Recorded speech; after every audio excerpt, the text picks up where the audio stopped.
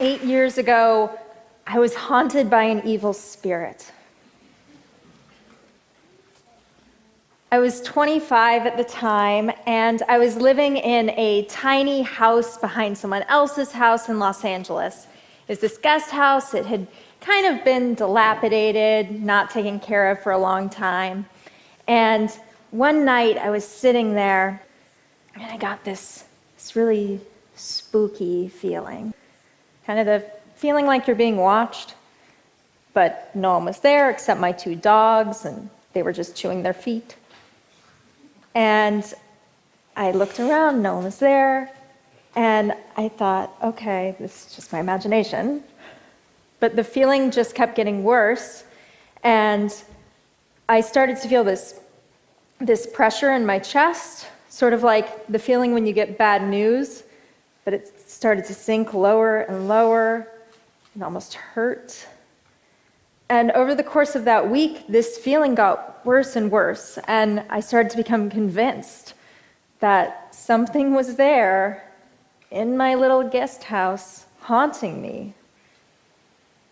And I started to hear these sounds, this whoosh, kind of whisper, like something passing through me.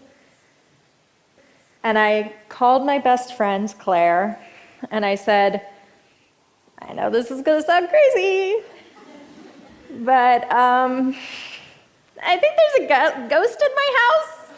I need to get rid of it. And she said, she's very open-minded, and she said, I don't think you're crazy. I think you just need to do a cleansing ritual.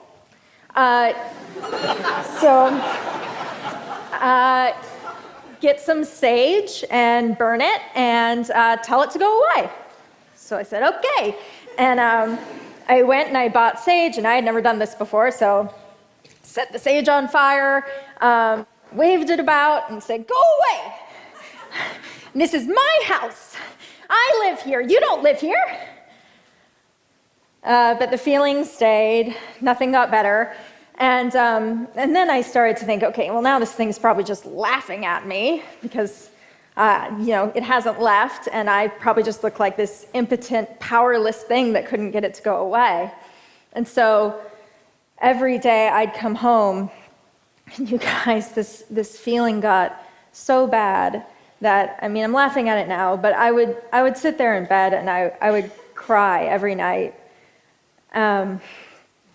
And the feeling on my chest got worse and worse. It was physically painful.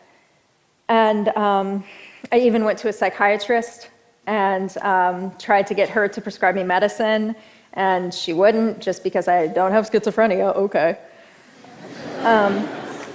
And so finally I got on the internet and I Googled hauntings. And I came upon this forum of ghost hunters, but these were a special kind of ghost hunters. They were skeptics. And so they believed that every case of ghosts that they had investigated so far had been explained away by science. And I was like, okay, smart guys, this is what's happening to me, and if you have an explanation for me, I would love to hear it. And one of them said, okay, have you heard of carbon monoxide poisoning?